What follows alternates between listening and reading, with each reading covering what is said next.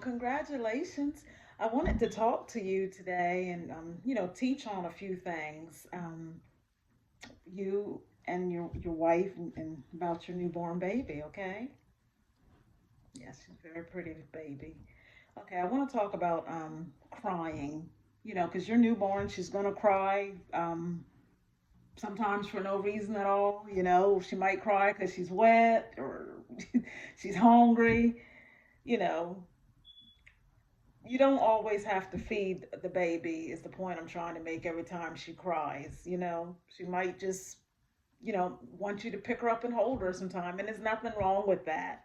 That's actually a good thing, to have that closeness. That way she can feel secure with it.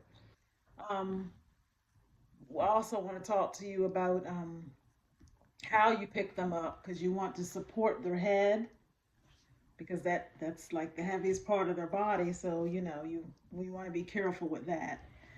um I'm gonna give you some brochures when I'm finished, just so that you'll have, if you have any questions, don't hesitate to call. But these are, because everything is not going to be remembered, but the brochures will help you. As far as the feeding, breastfeed, okay. So that should be every 2 to 3 hours. That's about a good 8 to 12 times in a 24-hour period. Um, if they're asleep, you go ahead and wake the newborn up, and do that every 3 hours, and feed them during the day, and then every 4 hours at night. And we'll do this until you get like a little routine, and then once you do, then you can go ahead and do that on demand. Now, you also want to burp the baby um, in between, if you're breastfeeding. So, like when you're finished with the one breast, you want to go ahead and burp the baby, um, and then you can go ahead on with the next one. If you're bottle feeding, you hold the baby's head at a 45-degree angle, and you want to hold the bottle. You don't never want to prop it. Yeah, and then you would go ahead and burp the baby after feeding. And as far as voiding with the breastfeeding baby, they're, you might have 6 or more wet diapers, and it's the same with bottle feeding as well too. But you do want to, if it's formula fed, you do want to continue on until they're at least 12 months of age. You have any questions with that? And then we can go right on, and we'll just keep on going right on to diapering. Because, while you're at home, you can have like a little night light on, so that you don't have to have the big bright lights on and wake the baby up and talk soft. But you do want to keep the baby clean and dry. So you're gonna have to change the diapers frequently, and you can clean them with warm water or wipes, but you want to, dry them thoroughly to prevent the skin breakdown, which takes me into the cord care, because you want to fold the diaper underneath of the cord. Um, and to prevent any infections of the cord, and keeping it from dry, you want to, again, fold it underneath the diaper. You can wash around the area, to keep it clean, but try not to you don't want to get the cord wet, and that'd be a good way to keep it from getting infected. You also want to you will go on into bathing now. Never leave your baby in a tub or a sink unattended. I wanna I wanna get that out there. Never do that. Okay. And then we also, you don't need to, because they still have the cord. We're not going to be immersing, the baby in any water with the umbilical cord until it's fallen off. And if the newborn is a male, which in your case she's not, but if she was, they wouldn't get immersed in it until the circumcision is healed. So it's best to just do like a sponge bath for now. Um, Even right down to your hot water heater, you want that to be like 120 degrees, 0.2 Fahrenheit.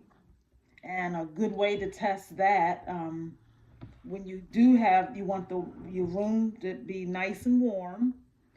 You want the water, you want that to be nice and comfortable between 98 degrees to 99 degrees Fahrenheit. And what you can do is you can take your elbow and you can go ahead and get that comfortable to your elbow, and then you'll be able to go ahead and give your baby their bath. But you want to check that out and test it before you do the bath.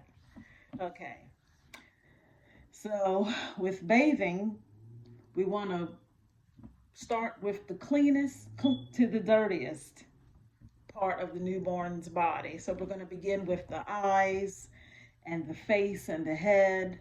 Then from there, we'll proceed on to the chest and the arms, the legs. Um, we're going to expose only the body part being bathed and dry.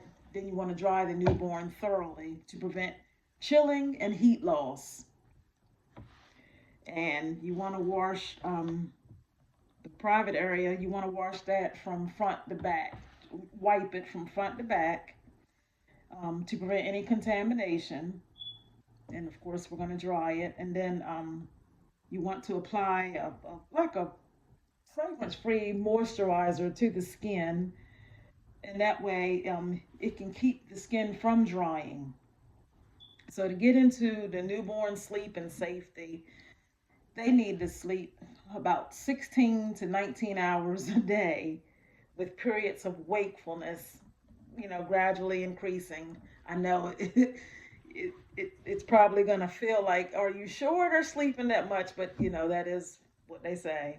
And you want it to be in a crib or a bassinet, and you want to place them on their back for sleeping.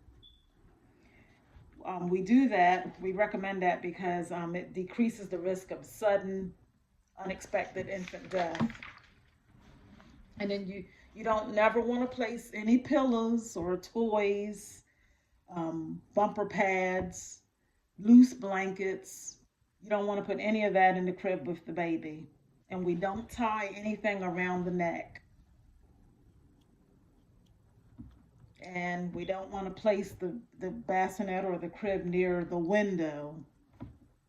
That way you don't, to prevent cold stress by radiation. Um, and of course, the newborn should never sleep with you. That way, it'll reduce suffocation. Now, do you have any concerns for me?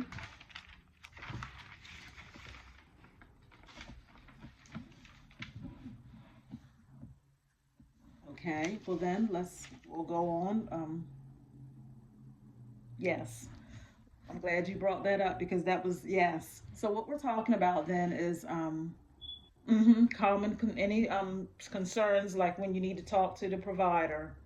So if the cord gets like red or moist and has like drainage, you need to go ahead and contact the provider for that.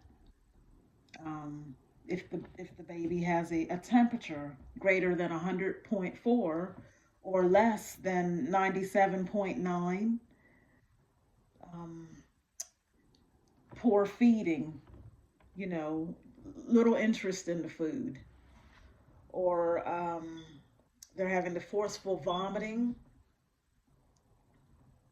or frequent vomiting, you know, decreased urination, diarrhea, or decreased bowel movements.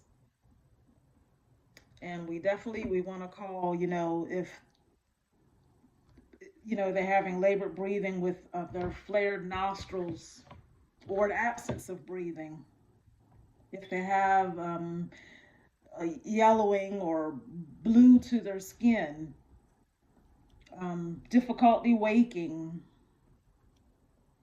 bleeding or drainage developing in their eyes. These are all things that, you want to call the provider right away. And I want to talk to you about your newborn's their wellness checkup. That should be seen and examined by the provider 2 to 3 days after discharge. Let me see what else. I'm trying to cover everything. When in the vehicle, you want to keep the baby in a rear facing car seat until the age of 2 or until the child reaches your maximum height and weight for the seat. And again, I know all this sounds like a lot, and it is, but you know what? It's worth it. And I just want to congratulate you. And if you need anything, please don't hesitate to reach out to us. Also, with those brochures, I've included some local numbers for you to some, like to the health department and social services. Just feel free if you need to talk with anyone. Thank you.